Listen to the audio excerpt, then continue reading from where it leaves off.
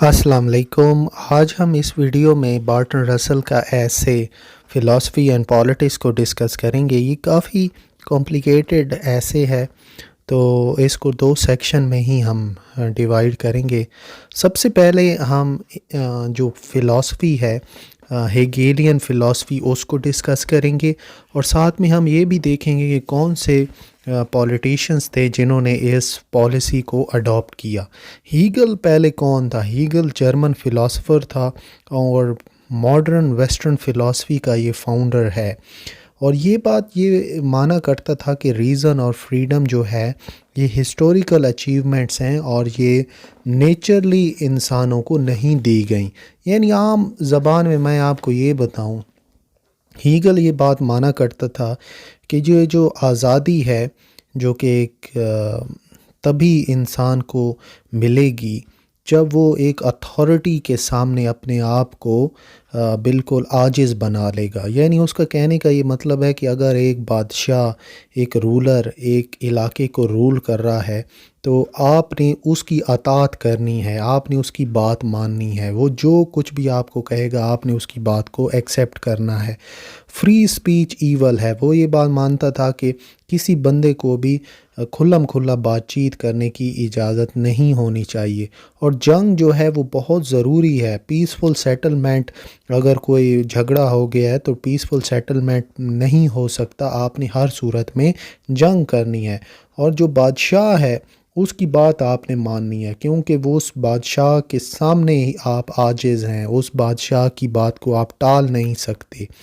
تو یہ سب کچھ آئیڈیاز تھے ہیگل کے۔ اب اس کا رزلٹ کیا نکلا کہ اس سے ڈکٹیٹرشپ پروموٹ ہوئی، جو آمر ایسے بادشاہ سامنے آئے جو بالکل ہی ٹوٹل پاور تھی ان کے پاس۔ اب مثال کے طور پہ اس فلاسفی کا اثر ہوا کارل مارکس کے اوپر، اس کا ایفیکٹ ہوا ہٹلر کے اوپر، لینن کے اوپر، پلیٹو کے اوپر۔ پلیٹو یہ بات مانا کرتے تھے کہ اگر ایک علاقہ ہے اس کے اندر ایک فیملی ہونی چاہیے، وہ فیملی ہی پورے علاقے کو رول کرے، اور اسی فیملی کے اندر پھر شادیاں ہوں، انہی کے بچے پیدا ہوں، اور وہی فیملی بس رول کرے، اور کسی کو بھی اجازت نہیں ہے اس علاقے کا لیڈر بننے کی، اس علاقے کا رولر بننے کی۔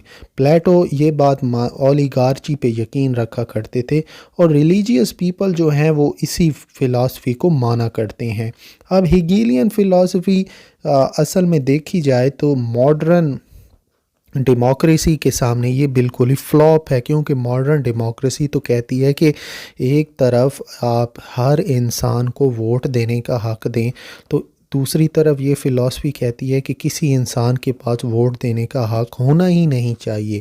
آپ کی بس آزادی اتنی ہی ہے کہ جو آپ کا علاقے کا سردار ہے، جو جس بندے کے پاس طاقت ہے، آپ نے اس کی اطاعت کرنی ہے، آپ نے اس کے خلاف کوئی بات نہیں کرنی، نہ ہی آپ نے اس کے ڈیسیجن کو کوئسچن کرنا ہے، کیونکہ وہ بالکل ہی پاورفل ہے۔ اور ساتھ میں یہ کہ جنگ بہت ہی اچھی ہے، اگر وہ سردار آپ کو کہتا ہے کہ آپ آئیے جنگ لڑیے تو آپ نے ہر حالت میں اس کی اطاعت کرنی ہے، اور پیسفل سیٹلمنٹ نہیں کرنا۔ اگر ایک کسی دو گروپس کے درمیان اگر لڑائی ہو بھی گئی ہے تو آپ نے جنگ کو ہی جنگ کی طرف ہی جانا ہے، آپ نے پیسفل طریقے سے مسئلے کو ڈیل نہیں کرنا، کیونکہ پیسفل طریقے سے مسئلہ آپ کا پرماننٹلی ڈیل ہوگا بھی نہیں۔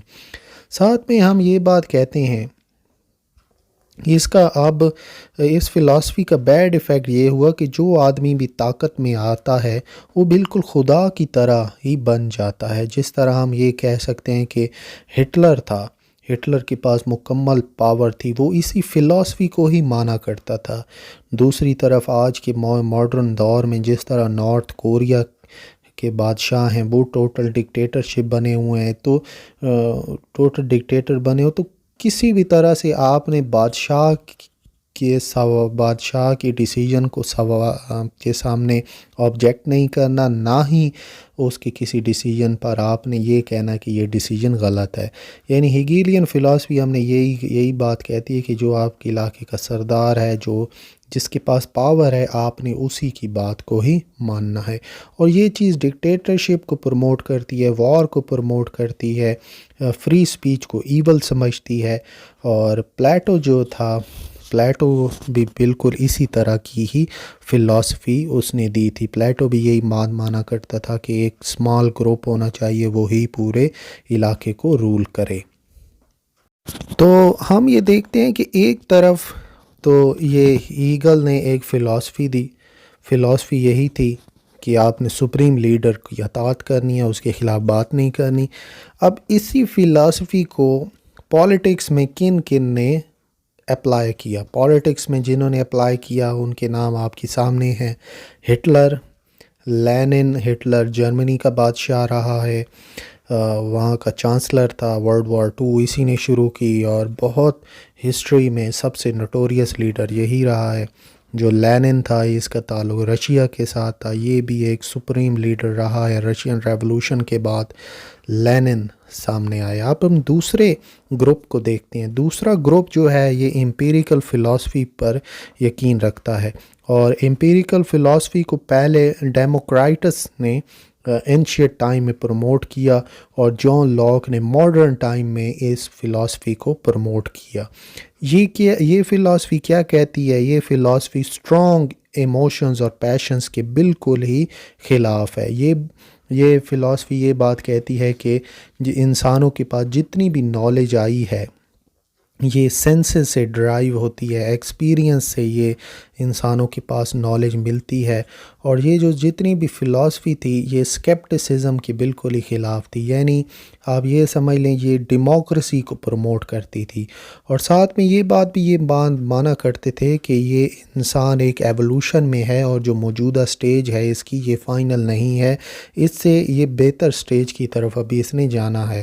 اور اس فلاسفی کے اندر ہم یہ بات دیکھتے ہیں کہ جو پاورٹی ہے، غربت ہے، وہ یہ فلاسفی کہتی ہے کہ اگر ڈیموکریسی کے اندر آپ کو غربت بھی مل جائے تو وہ بہتر ہے، نہ کہ آپ کو ڈکٹیٹرشپ میں خوشحالی ملے۔ تو یہ ڈکٹیٹرشپ میں خوشحالی بدتر ہے پاورٹی جو ملتی ہے آپ کو ڈیموکریسی میں۔ یعنی آپ یہ سمجھ لیں یہ جو امپیریکل فلاسفی تھی یہ ڈیموکریسی کو پروموٹ کیا کرتی تھی، اور ساتھ میں امپیریسزم کا جو ایسوسییشن ہے، تعلق ہے، وہ ڈیموکریسی کے ساتھ ہے۔ پلیٹو جو تھا وہ ڈیموکرائٹس کے بالکل ہی خلاف تھا، کیونکہ پلیٹو کی ٹوٹلیٹیرین آئیڈیاز تھے۔ پلیٹو یہ بات مانا کرتا تھا، جیسے میں نے ابھی آپ کو کہا ہے، کہ ایک بندے کی پاور ہونی چاہیے، وہی رول کرے، اور اگر وہ مر جائے وہ شخص تو اس کا بیٹا، اس کی بیٹی، وہ آگے اسی طرح ان کی نسل چلنی چاہیے۔ تو آج کے دور میں ڈیموکریسی ہے جہاں پر لوگوں کے پاس ووٹ دینے کا حق ہے، وہ ووٹ کے ذریعے اپنا لیڈر چنتے ہیں۔ تو یہ چیز پلیٹو کو بالکل بھی پسند نہیں تھی۔ پلیٹو کے مطابق یہ ساری چیزیں جو ہیں یہ ختم ہونی چاہیے، اور صرف ایک شخص یا فرد واحد کے پاس ہی پاور ہونی چاہیے۔ تو آپ یہ دیکھیں یہ جو فلاسفی تھی امپیریکل فلاسفی، پرانے زمانے میں ڈیموکرائٹس نے دی، آج کے زمانے میں جان لاک نے دی، اور یہ امپیریکل فلاسفی دوسرا روپ ہے ڈیموکریسی کا۔ تو ساتھ میں بہت مین بات پورے ایسے کے اندر یہی تھی، انہی دونوں فلاسفیز کے کمپیریزن تھے۔ اب ہم دیکھیں گے کون کون سے ممالک ایسے ہیں جہاں پر اس فلاسفی کو فالو کیا گیا ہے۔ جہاں جہاں بھی آپ کو ڈیموکریسی ملتی ہے، مثال کے طور پہ امریکہ کے اندر، انگلینڈ کے اندر، تو یہ ساری جو حکومتیں جہاں پر بنیں گی یہ اسی فلاسفی کو ہی ماننے والی ہوں گی۔ ڈیموکرائٹس نے یہ اینشینٹ ٹائم میں یہ فلاسفی دی تو صحیح، لیکن اسی زمانے میں پلیٹو اس کے خلاف ہو گیا۔ پلیٹو یہ بات مانا کرتا تھا کہ آپ کی فلاسفی کے اندر کوئی دم نہیں ہے، اور اس طرح ہونا ہی نہیں چاہیے کہ لوگوں کے پاس پاور آئے، وہ اپنا لیڈر چنے۔ تو جہاں جہاں بھی آج دنیا میں ڈیموکریسی آپ کو ملے گی وہ اسی فلاسفی کو ہی ماننے والے ہوں گے۔ تو ہم یہ بات کہہ سکتے ہیں کہ ایک طرف ہیگیلین فلاسفی ہے جو کہ ٹوٹل ڈکٹیٹرشپ کو پروموٹ کرتی ہے، تو دوسری طرف امپیریکل فلاسفی ہے جو کہ ڈیموکریسی کو پروموٹ کرتی ہے۔ باقی اس ایسے کے اندر بہت ہی آپ کو مثالیں بہت زیادہ دی گئی ہیں۔ مثال کے طور پہ آپ کو پروٹیگورس کے بارے میں، ہابس کے بارے میں بتایا گیا، ہیوم کے بارے میں، ان کی بس ٹچ دیا ہوا ہے کہ یہ انہوں نے یہ بات کی، انہوں نے یہ مین بات جو تھی وہ یہی تھی، ہیگیلین فلاسفی اور امپیریکل فلاسفی۔